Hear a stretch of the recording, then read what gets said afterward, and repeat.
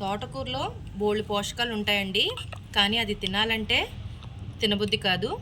నేను చెప్పినట్టు ఇలా పులుసు పెట్టుకోండి, ఇంటిల్లి 10 లొట్టలు వేసుకుంటూ తినేస్తారు. అంత టేస్టీగా ఉంటుంది తోటకూర పులుసు.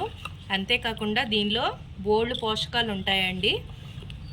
ఎలా చేసుకోవాలో ప్రాసెస్ చూపిస్తాను, వీడియోలోకి వెళ్ళిపోదాం.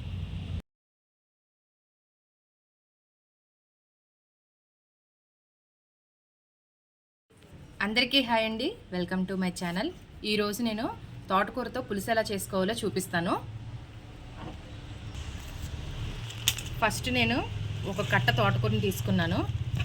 దీనికి వేళ్ళు ఉంటాయి కదా, సపరేట్ చేసేసుకోవాలి. చక్కగా సపరేట్ చేసేసుకుని దీన్ని మంచిగా వాష్ చేసుకోవాలి.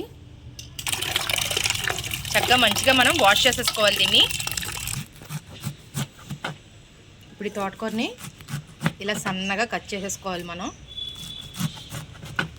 మనం కట్ చేసుకున్న తోటకూరనంతా ఒక గిన్నెలోకి ఇలా తీసేసుకోవాలి. దీనికి కొంచెం దలసరి గిన్నె తీసుకోండి. ఉల్లిపాయలు 2 తీసుకున్నాను, పెద్దవి. చిన్నవి అయితే మీరు 4 తీసుకోండి. ఇలా పొడుగ్గా కట్ చేసుకోవాలి ఉల్లిపాయలు కూడా వేసేసుకోవాలి దీంట్లో. దాంతోపాటు ఒక 3 పచ్చిమిరపకాయలు తీసుకోవాలి. ఇలా చీలికల కింద కట్ చేసుకోవాలి. చిన్న సైజు నిమ్మకాయ అంత చింతపండుని ఇలా నానబెట్టుకోవాలి. దీంట్లోకి వేసేసుకోవాలి. గుజ్జు తీసేసుకుని మనం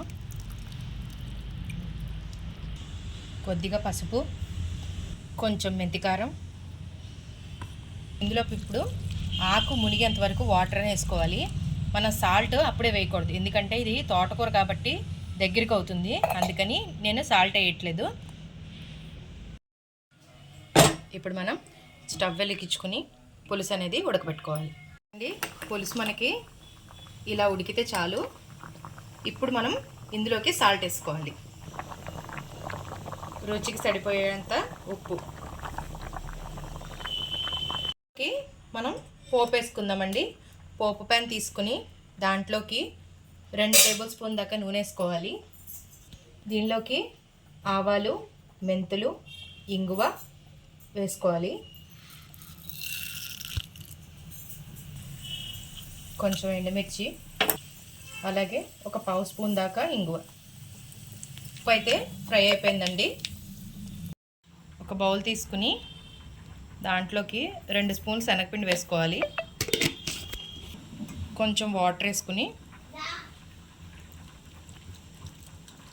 ఇలాగా థిక్ కన్సిస్టెన్సీలో ఉండలు లేకుండా కలుపుకోవాలి. కలుపుకున్నాం కదా, అది దీనిలో పోసేసుకోవాలి. ఇలాగా చక్కగా ఇలా కలిపేసుకోవాలండి పులుసుని. మనం పిండి పెట్టాక ఏంటంటే ఇలాగా చక్కగా కలుపుకుంటూ ఉండాలి, లేకపోతే ఏంటంటే మనకి ఉండ కట్టేస్తుంది. చూసారు కదండి, ఇలా ఉడికిపోయింది. ఇప్పుడు మనం వేయించుకున్న పోపు ఉంది కదా, దీనిలో వేసేసుకోవాలి అండి. ఎంతో టేస్టీగా ఉండే తోటకూర పులుసు రెడీ. దీన్ని రైస్లో కానీ మజ్జిగలో కానీ నంచుకుని తింటే చాలా బాగుంటుంది.